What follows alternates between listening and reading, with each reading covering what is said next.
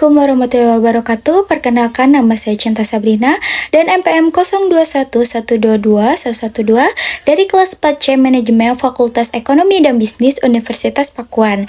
Saya akan mempresentasikan materi mengenai bank sentral dan bank komersial.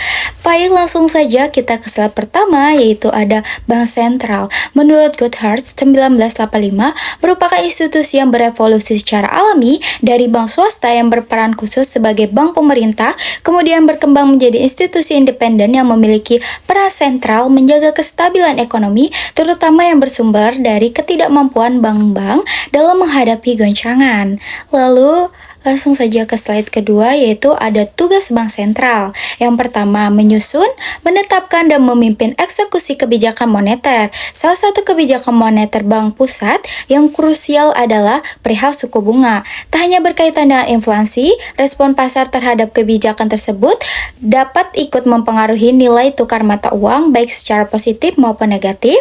Yang kedua, yaitu mengawasi dan mengatur sistem perbankan. Salah satu upaya bank pusat dalam mengawasi dan mengatur sistem perbankan nasional dapat dilihat dari kebijakan makroprudensial yang ditetapkan oleh Bank Indonesia.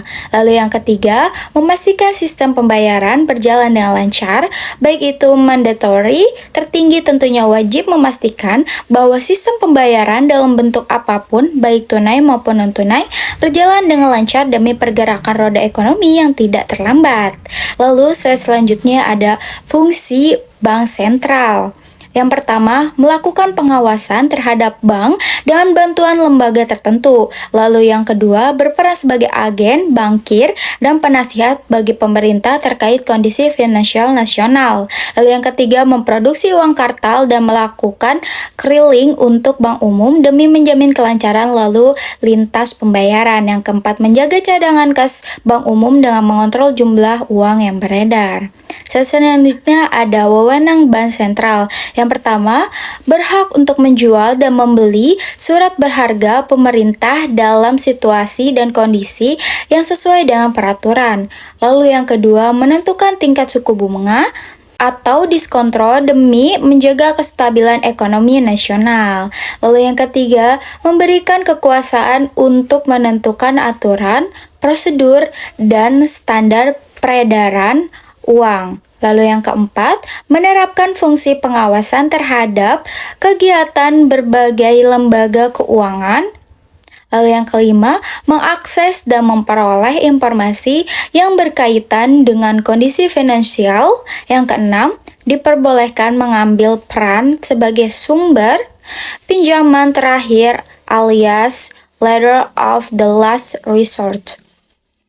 Lalu selanjutnya ada Undang-Undang tentang Bank Sentral. Undang-Undang Nomor 13 Tahun 1968 tentang Bank Sentral. Undang-undang ini dibuat dalam rangka pengamanan keuangan negara pada umumnya dan pengawasan serta penyehatan tata perbankan pada khususnya dengan menghidupkan kembali Bank Sentral sesuai dengan ketetapan Majelis Permusyawaratan Rakyat MPRS tahun 1966. Selanjutnya yaitu bank komersial.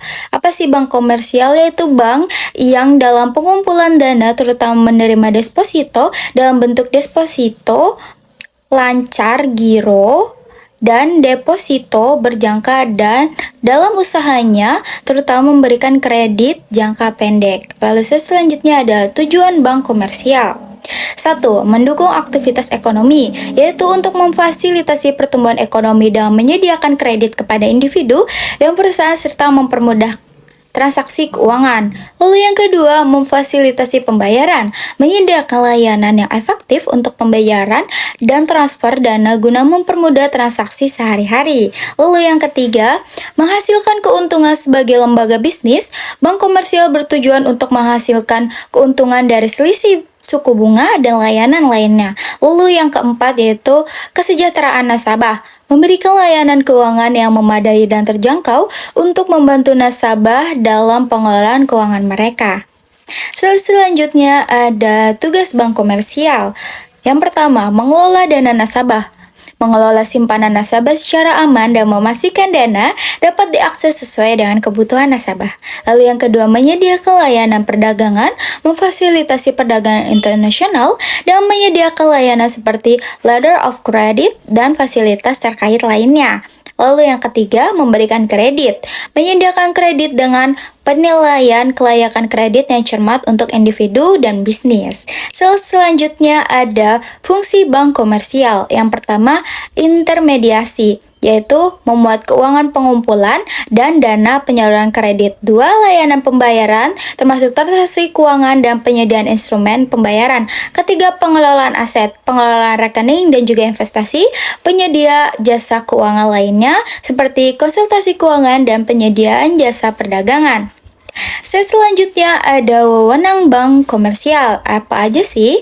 Yang pertama, pengelolaan simpanan dan pinjaman. Memiliki wewenang untuk menerima simpanan dari nasabah dan memberikan pinjaman sesuai dengan kebijakan dan regulasi yang berlaku. Lalu yang kedua, menetapkan suku bunga. Menentukan suku bunga untuk produk simpanan dan pinjaman yang mempengaruhi daya tarik produk dan probabilitas. Lalu yang ketiga, menerbitkan instrumen keuangan. Berwenang untuk menerbitkan instrumen keuangan seperti cek, kartu kredit, dan debit. Lalu yang keempat, pengelolaan risiko. Mengelola risiko keuangan termasuk risiko kredit, pasar, dan likuiditas untuk menjaga stabilitas finansial bank. Selanjutnya ada bank umum, adalah bank yang melaksanakan kegiatan usaha secara konvensional dan atau berdasarkan prinsip syariah yang dalam kegiatannya memberikan jasa dalam lalu lintas pembayaran. Selanjutnya ada tugas dan fungsi bank umum.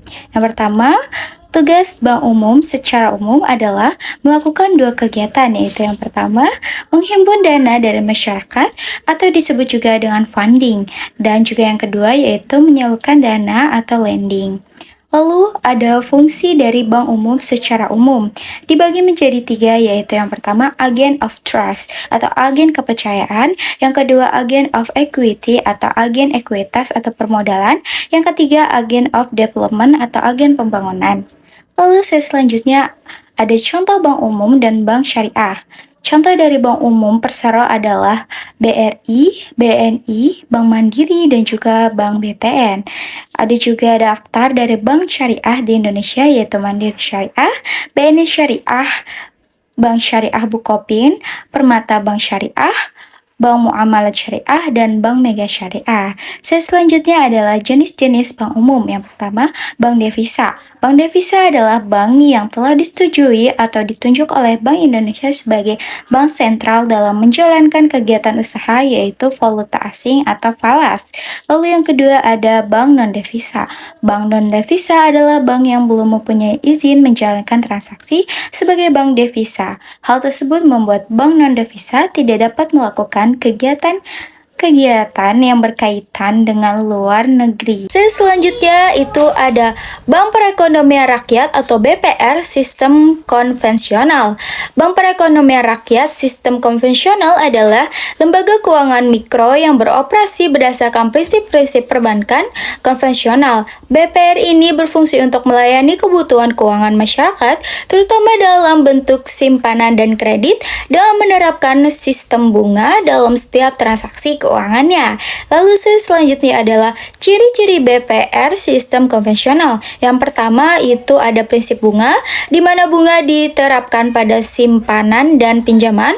Bunga disimpan adalah imbalan yang diterima oleh nasabah atas dana yang disimpan, sedangkan bunga pinjaman adalah biaya yang dibayarkan oleh peminjam. Yang kedua ada regulasi, beroperasi sesuai dengan regulasi perbankan yang ditetapkan oleh otoritas perbankan seperti Otoritas Jasa Keuangan atau OJK di Indonesia. Lalu yang ketiga ada jenis produk, menyediakan produk simpanan seperti tabungan dan deposito, serta produk pinjaman seperti kredit konsumtif, kredit usaha, dan kredit kendaraan. Selanjutnya adalah Bank Perekonomian Rakyat atau BPR Sistem Syariah, adalah lembaga keuangan mikro yang beroperasi berdasarkan prinsip-prinsip syariat Islam. BPR syariat tidak menggunakan sistem bunga, melainkan menggunakan mekanisme bagi hasil atau mudharabah dalam transaksi keuangan. Ciri-ciri BPR sistem syariah. Yang pertama, prinsip syariah melarang riba atau bunga, gharar atau ketidakpastian, dan maisir atau judi. Sebagai gantinya menggunakan konsep seperti bagi hasil mudharabah, bagi hasil dan investasi atau musyarakah, dan sewa atau ijarah. 2. Jenis produk. Menyediakan produk simpanan seperti tabungan wadiah titipan dan deposito seperti mudharabah.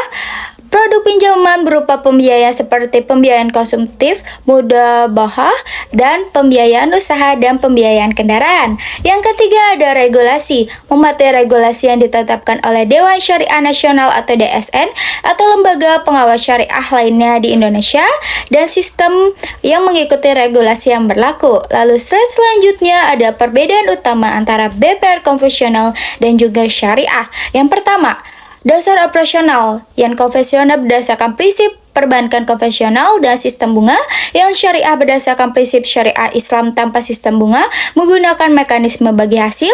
Yang kedua, produk dan layanan. Konvensional menyediakan produk simpanan dan pinjaman dengan bunga. Syariah menyediakan produk yang sesuai dengan prinsip syariah seperti mudharabah, musyarakah, dan murabahah.